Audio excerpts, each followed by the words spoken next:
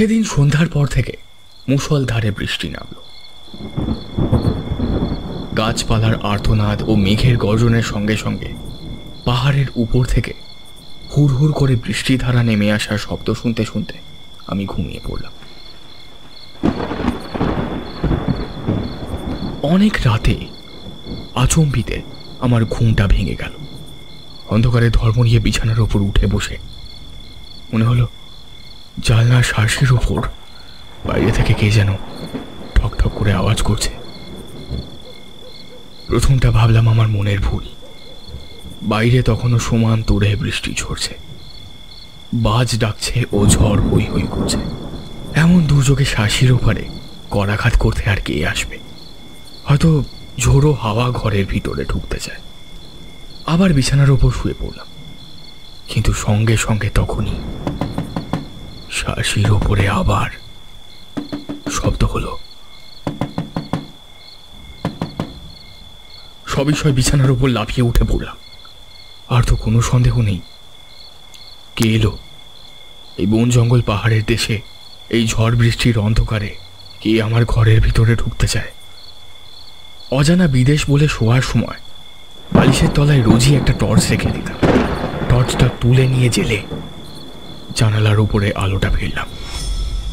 সেই তীব্র আলোতে দেখলাম বন্ধ শাঁসির উপরে দুই হাত ও মুখ রেখে দাঁড়িয়ে আছে এক অদ্ভুত মূর্তি। ঝোড়ো হাওয়ায় রাশি রাশি কালো কালো লম্বা চুল এসে তার সারা মুখখানাকে আচ্ছন্ন করে ফেলেছে, এবং সেই চুলের ফাঁকে ফাঁকে আগুনের মতন দপ দপ করে জ্বলছে দুটো বিস্ফারিত চক্ষু। পর মুহূর্তে মুখখানা আলোর রেখার ভেতর থেকে স্যাঁত করে সরে গেল। এ কি দুঃস্বপ্ন? ভয়ে মুষড়ে আলো নিবিয়ে বিছানার উপর কাঁপতে কাঁপতে বসে পড়লাম। আতঙ্কে সারা রাত আর ঘুম হলো না। কেবলই মনে হতে লাগলো শাঁসির কাঁচ ভেঙে এই বুঝি এক অমানুষিক মূর্তি ঘরের ভিতর হুড়মুড় করে ঢুকে পড়ল।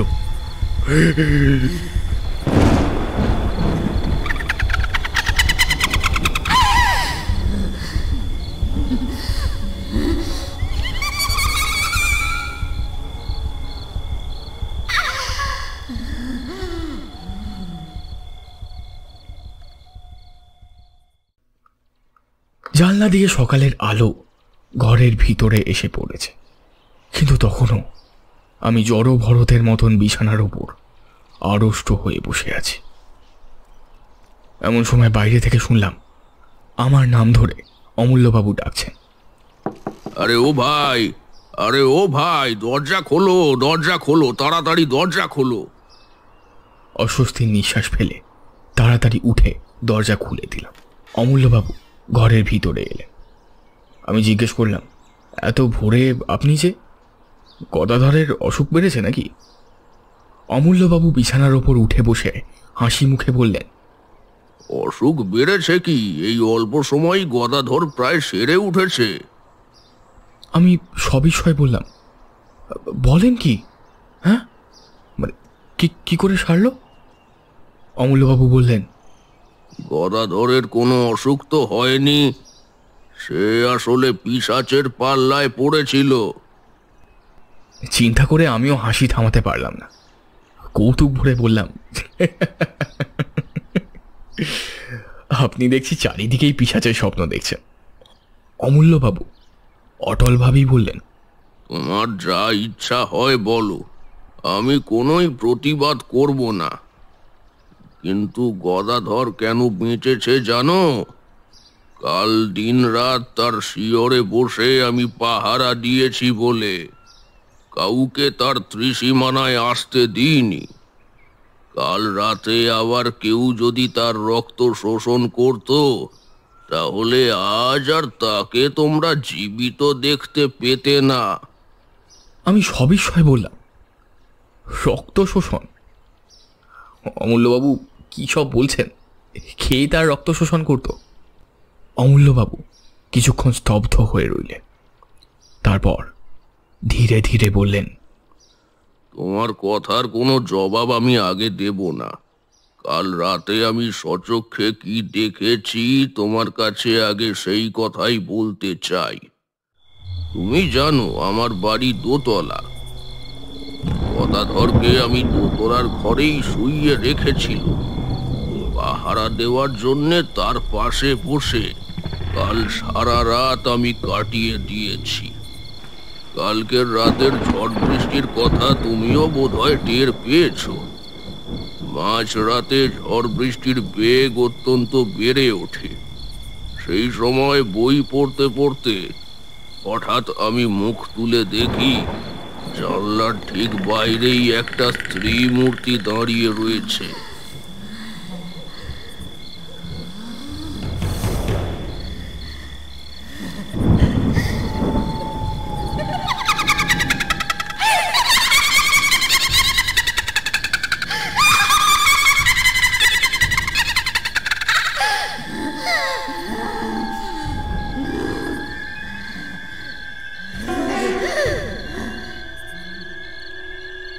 এ কথা তুমি বুঝতেই পারছো।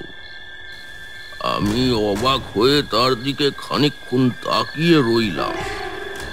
ঘরের আলো তার মুখের উপর গিয়ে পড়েছিল। তাকে দেখেই আমি চিনতে পারলাম। সে কে সেই বিষয়ে কিছু আন্দাজ করতে পারো? আমি হতবম্বের মতো ঘাড় নেড়ে জানালাম, না। তাকে দেখেই আমি চিনতে পারলাম। সে কে সেই বিষয়ে কিছু আন্দাজ করতে পারো? কুমুদিনী খুব হাসি মুখে আমার দিকে তাকিয়েছিলেন।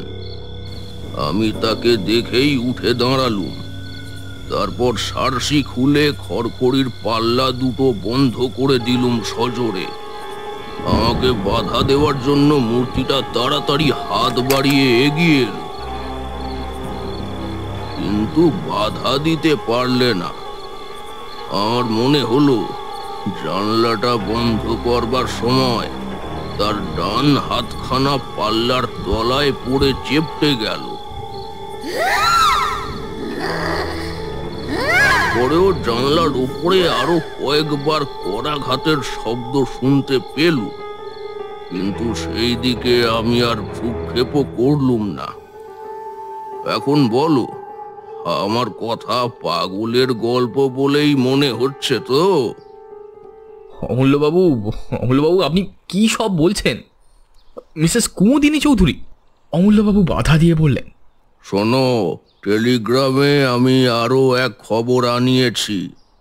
পেশোয়ারে মিসেস কুমুদিনী চৌধুরীর স্বামী হঠাৎ অ্যানিমিয়া রোগে মারা যান, আর মিসেস কুমুদিনী চৌধুরীও তার মৃত্যুর 15 দিন আগে দেহত্যাগ করেন। আমার সর্বশরীর কেমন ধারা করতে লাগলো। টেবিলের ওপর একটা কোণ ধরে তাড়াতাড়ি চেয়ারের ওপর বসে পড়লাম। অনেকক্ষণ পরে নিজেকে সামলে নিয়ে আমিও কাল রাতে যা দেখেছি সেই ঘটনাটা খুলে বললাম। অমূল্যবাবু কিছু বলতে চাচ্ছিলেন, কিন্তু হঠাৎ দরজার দিকে তাকিয়ে থেমে গেলেন। ফিরে দেখলাম বাংলোর সিঁড়ি দিয়ে বারান্দায় উঠলেন মিসেস কুমুদিনী চৌধুরী। তাকে দেখেই সর্বপ্রথমে আমার চোখ পড়ল তার ডান হাতের দিকে। তার ডান হাতে ব্যান্ডেজ বাঁধা। কুমুদিনীও আস্তে আস্তে অমূল্যবাবুকে আমার ঘরে দেখে থমকে দাঁড়িয়ে পড়লেন। তার চোখে মুখে এমন একখানা অমানসিক বিশ্রী ভাব জেগে উঠল, যা কোনো দিন কোনো মানুষের মুখে আমি লক্ষ্য করিনি। দিক বেদিক জ্ঞান হারিয়ে তীরের মতন তিনি বারান্দার উপর থেকে নেমে এলেন এবং সেই রকম বেগেই সামনের দিকে ছুটে গেলেন। আমি দ্রুত পদে এগিয়ে গিয়ে চেঁচিয়ে উঠলাম, মিসেস কুমুদিনী, সাবধান, ট্রেন!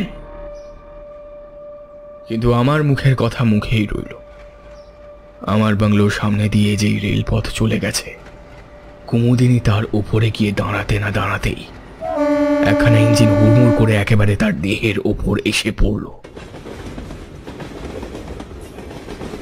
ভয়ে আমি দুই চোখ বুজে ফেললাম। সঙ্গে সঙ্গে শুনলাম তীক্ষ্ণ একটা মর্মভেদী আর্তনাদ। তারপরেই সব স্তব্ধ। খানিকক্ষণ আচ্ছন্নের মতন দাঁড়িয়ে রইলাম। আমার চারিদিকের পৃথিবী যেন ঘুরতে লাগলো, এবং সেই অবস্থাতেই শুনলাম অমূল্যবাবু বলছেন, আরে স্থির হও ভাই, স্থির হও। ট্রেনে যে চাপা পড়লো ও কোনো মানুষের দেহ নয়, ও হচ্ছে কোনো পিশাচের আশ্রিত দেহ।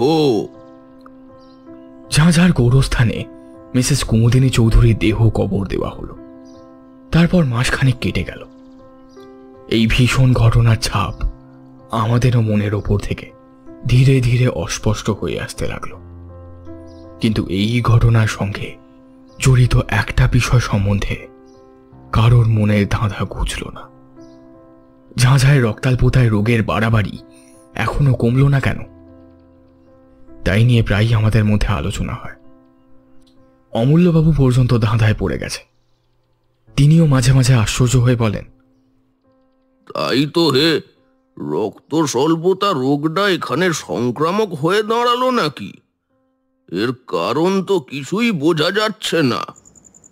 কিছুদিন পরে একদিন নদীর ধার থেকে ফিরতে আমার বেশ রাত হলো।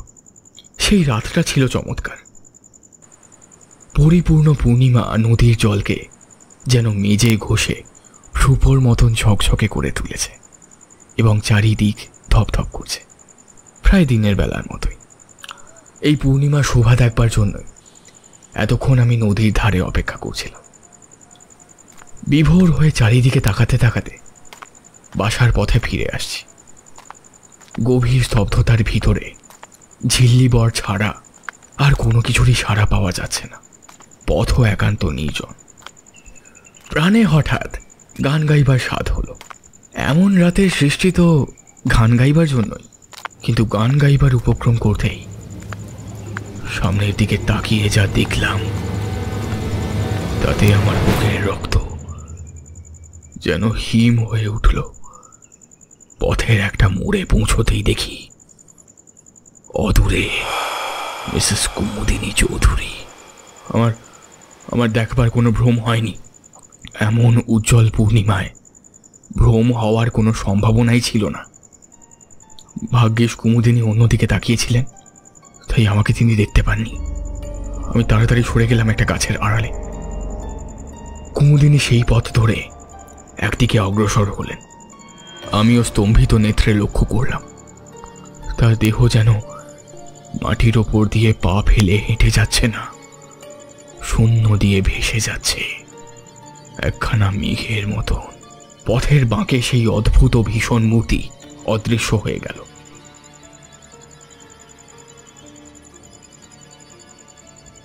এবং আমিও ছুটতে লাগলাম রুদ্ধশ্বাসে, আতঙ্কে ও বিস্ময় বিহবল হয়ে। ছুটতে ছুটতে একেবারে অমূল্যবাবুর বাড়িতে এসে পৌঁছালাম। অমূল্যবাবু বৈঠকখানায় একলা বসে বই পড়ছিলেন। হঠাৎ আমাকে সেইভাবে সেখানে গিয়ে পড়তে দেখে নির্বাক বিস্ময়ে আমার দিকে মুখ তুলে তাকিয়ে রইলেন। আমি প্রায় রুদ্ধস্বরে বলে উঠলাম, অমূল্যবাবু, অমূল্যবাবু, মিসেস কুমুদিনী চৌধুরী, এইমাত্র মিসেস কুমুদিনী চৌধুরীকে দেখলাম, এইমাত্র ওখানে, ওখানে। হ্যাঁ। অমূল্যবাবু সিধে হয়ে দাঁড়িয়ে উঠে বললেন, তার মানে? আমি নদীর পথ দিয়ে ফিরে আসছিলাম, তখন দেখলাম মিসেস কুমুদিনী চৌধুরী আমার পাশ দিয়ে চলে গেলেন। তুমি ঠিক দেখেছো? এই আপনাকে যেমন ঠিক দেখছি, তাকেও ঠিক তেমনই দেখেছি। ওঠো ওঠো, আর দেরি নয়, এখনই আমার সঙ্গে চলো। এখন কোনো কথা জিজ্ঞাসা করো না, চলো আমার সঙ্গে। অমূল্যবাবু হাত ধরে আমাকে টেনে নিয়ে দ্রুত পদে ঘর থেকে বেরিয়ে এলেন। তারপর বাগানের কোণ থেকে একটা শাবল ও একখানা কোদাল তুলে নিয়ে কোদালখানা আমার হাতে দিয়ে বললেন, আমি মন্ত্রচালিতের মতন তার সঙ্গে চললাম। আবার সেই নদীর পথ, চারিদিক তেমনই নীরব ও নির্জন, আকাশে তেমনই স্বপ্নময় চাঁদের হাসি। নিবিড় বন জঙ্গল ও পাহাড়ের পর পাহাড় দাঁড়িয়ে আছে যেন ছবিতে আঁকা। কিন্তু সেসব দৃশ্য দেখবার মতন মনের অবস্থা তখন আমার ছিল না। আমার প্রাণ থেকে সমস্ত কবিত্ব তখন কপুরের মতন উপে গিয়েছে। ঘাসের উপর বড় বড় গাছের ছায়া নড়ছে, আর আমি চমকে চমকে উঠছি। নিস্তব্ধতা বিদীর্ণ করে একটা পেঁচা চেঁচিয়ে উঠল। শিউরে উঠে আমি ভাবলুম, ঝোপে ঝাড়ে আড়ালে আবছায়ায় যেসব অশরীরী দুষ্ট আত্মা রক্ত তৃষ্ণায় উন্মুক্ত হয়ে আছে, এই নিশাচর পাখিটা যেন তাদেরই সাবধান করে জানিয়ে দিল, তোমরা প্রস্তুত হও, পৃথিবীর শরীরী প্রাণী আসছে। হয়তো ঝাঁঝার গোরস্থান। কবরের পর কবর সারি সারি দেখা যাচ্ছে, তাদের উপরে ইটের বা পাথরের গাঁথুনি।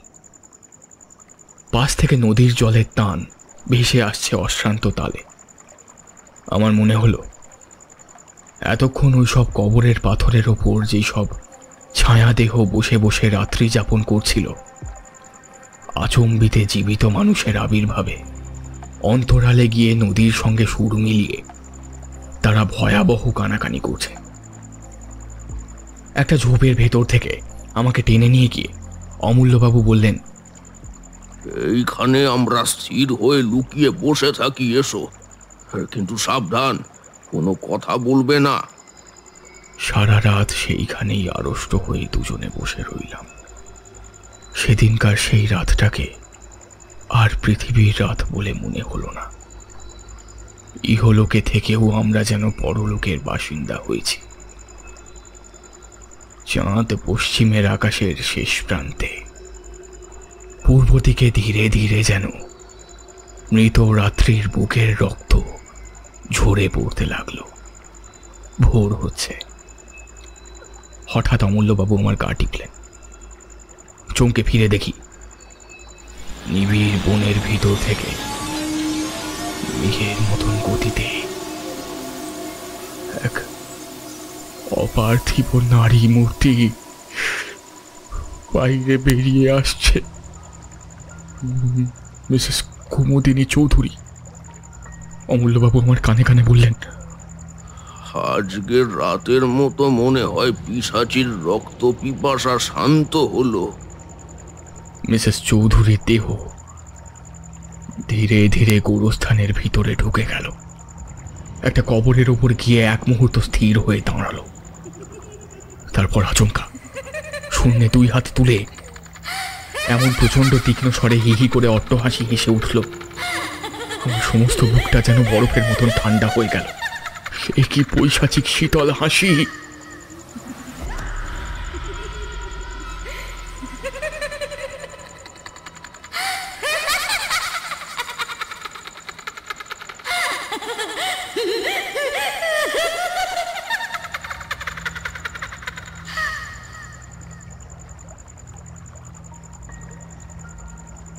তারপর দেখলাম তার দেহটা ধীরে ধীরে মাটির ভিতরে নেমে যাচ্ছে। খানিক পরেই সে একেবারে অদৃশ্য হয়ে গেল। পূর্ব আকাশে সূর্যের প্রথম ছটা জেগে উঠল। অমূল্যবাবু এক লাফে দাঁড়িয়ে উঠে বললেন, আর অপেক্ষা নয়, শিগগির আমার সঙ্গে এসো। আমরা মিসেস কুমুদিনীর কবরের ওপর গিয়ে দাঁড়ালাম। অমূল্যবাবু বললেন, আমি শাবল দিয়ে মাটি খুঁড়ছি, তুমি কোদাল দিয়ে মাটি তোলো। তার এই অদ্ভুত আচরণের কারণ কি আমি জিজ্ঞেস করলাম না, কারণ আমি তখন আচ্ছন্নের মতন ছিলাম। তিনি যা বললেন আমি তাই করলাম। অল্পক্ষণের পরেই কফিনটা দেখা গেল। অমূল্যবাবু বললেন, দেখো, এইবারে আমি কফিনের ডালাটা খুলবো, আর তারপর আমি যা করব তুমি তাতে কিন্তু আমাকে বাধা দিও না। শুধু এইটুকু খালি মনে রেখো, কফিনের ভিতরে যে দেহ আছে তা কিন্তু কোনো মানুষের দেহ নয়। অমূল্যবাবু দুই হাতে টেনে কফিনের ডালাটা খুলে ফেললেন। আমি স্তম্ভিত চোখে দেখলাম কফিনের ভিতরে শুয়ে আছে মিসেস কুমুদিনীর মোটা সোটা স্থূল দেহটা।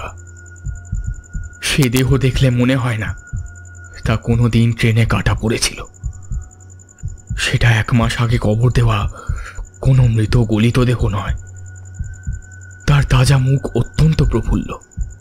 তার ওষ্ঠাধারের চারপাশে তরল রক্তধারা লেগে রয়েছে এবং তার জীবন্ত চোখ দুটো সহাস্য দৃষ্টিতে আমার মুখের পানেই তাকিয়ে আছে। অমূল্যবাবু 2 হাতে শাবলটা মাথার উপর তুলে ধরলেন। তারপর সজোরে ও সবেগে শাবলটা মৃতদেহের বুকের ওপর বসিয়ে দিলেন।